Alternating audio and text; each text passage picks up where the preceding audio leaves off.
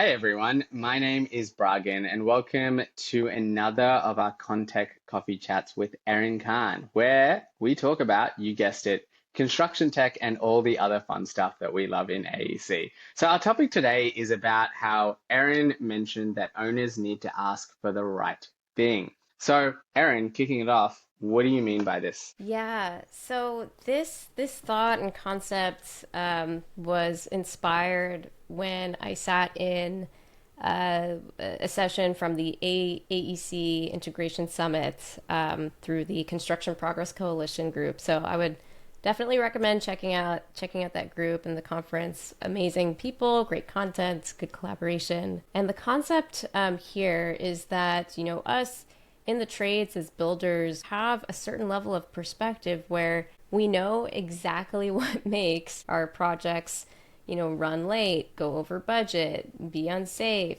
result in poor quality. So we as the experts, we know all of this, but it doesn't necessarily make it up to the owner level. So they don't know exactly the root cause. So they don't know what to ask for. So that's kind of where the concept was born out of. So it's kind of bridging that gap between what owners think will result in better project delivery versus what we know as builders will truly make an impact to the quality of the project.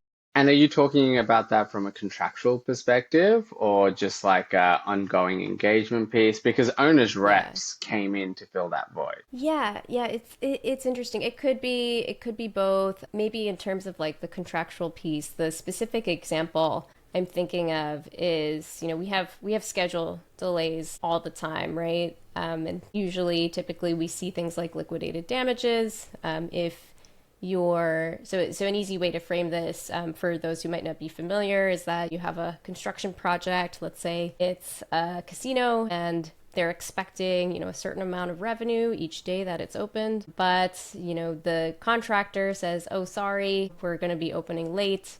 The casino is going to lose money out on those days where they expected to be open. So all that money that was potential revenue is now liquidated into a damage that's borne by the contractor for late project delivery. So the liquidated damages is maybe one that we can think about, but when it comes down to it, like the LD or liquidated damage clause, yes, it's going to have some sort of incentive to have on time project delivery, but it's not going to address the root cause. So when we get down to the root cause level, and this is kind of digging into the coordination between like MEPF trades with framing, drywall, ceiling installation, the key thing to avoid is trade stacking. So you want to avoid trade stacking, you want to incentivize no trade stacking on this project so What do you mean by that trade stacking? yeah, so that you can just efficiently go through. So I guess one way to describe it, and let me see if I can translate this well.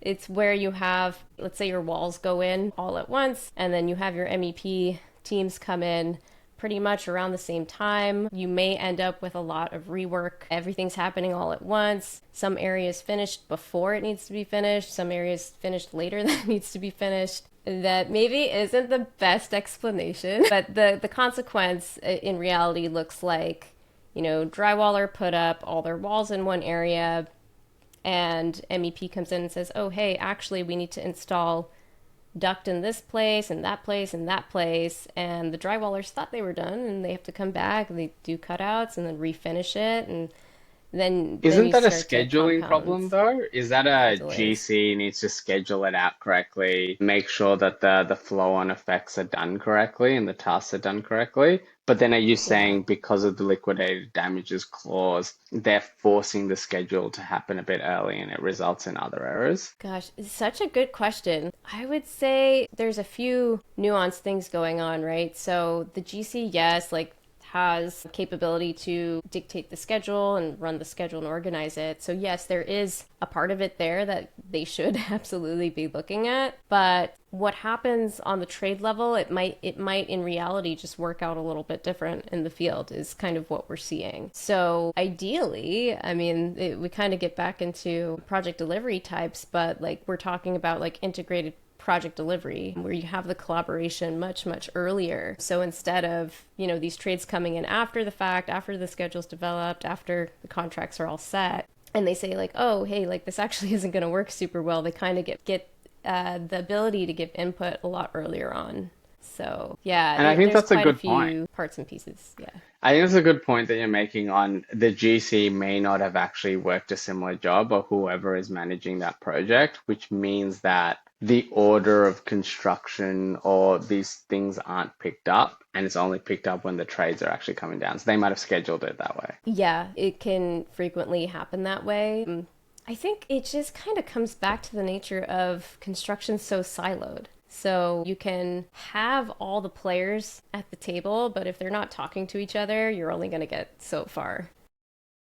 Yeah. So I guess that's it, right? Like owners, Yeah. it's not that owners need to ask for the right thing, it's that someone needs to be communicating and coordinating. And who is kind of taking the management and the lead there is a question. Yeah, I think a big missing piece to it too is the data. So I don't think we currently have a really good way to say, hey owner, here's this data that shows that if we avoid this thing, maybe it's trade stacking, maybe it's something else, you're a certain percentage more likely to have on-time delivery. Like we just don't have that data. Like we know it from our experiences.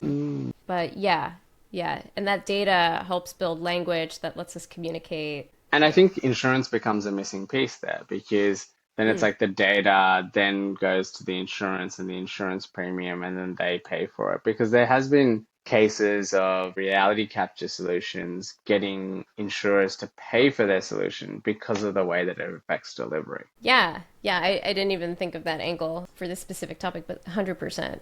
Um, yeah, if you can have those stats to back you up, that's powerful, right?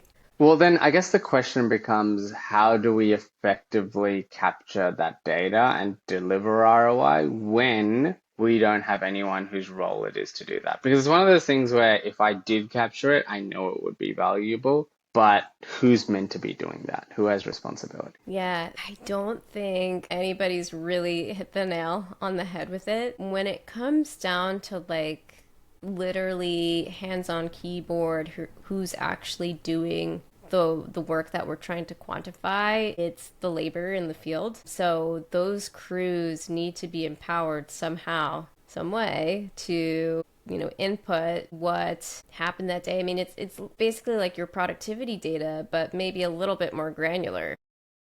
I mean, the challenge has always been no one fills out those forms. And why would you, right? Yeah. Everyone hates Why would you? timesheets.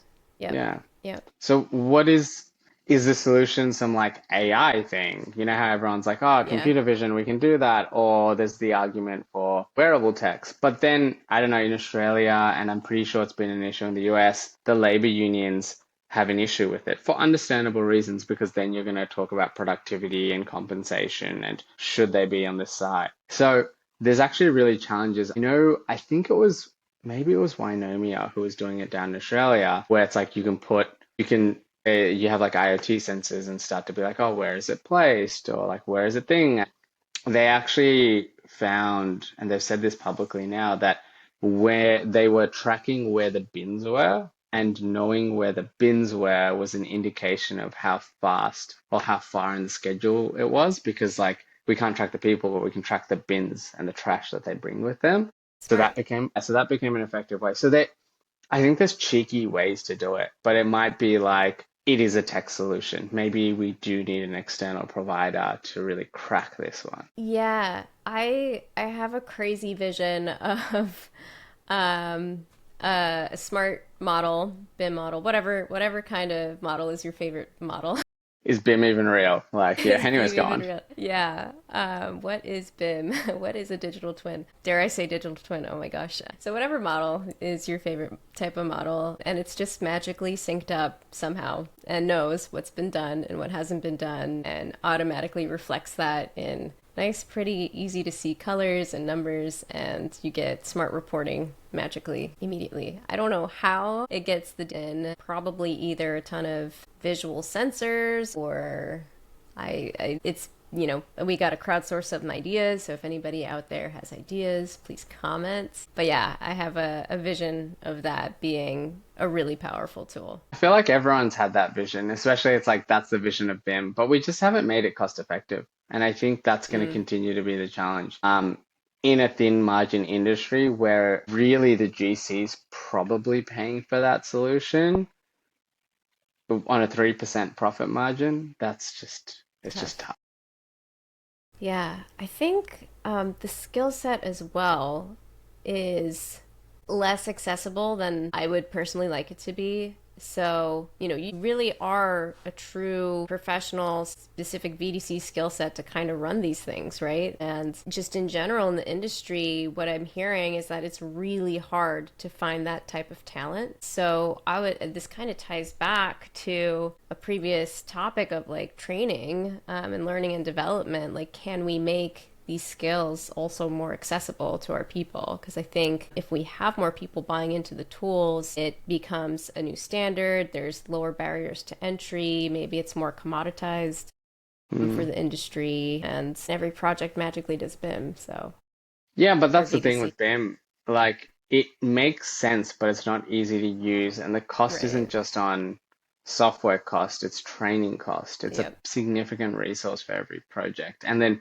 keeping the BIM up to date, and then you have RFIs and you have change orders. It's a full-time job, and it just goes down to, yeah, it costs me X amount, but we can kind of do good enough, and we know that we have our margin of this much given the old processes. The bottom line impact just makes it a nice to have rather than need to have, unless there's a very complex project or it has the budget flexibility. Right. Right. Yeah. No, I would totally agree with that.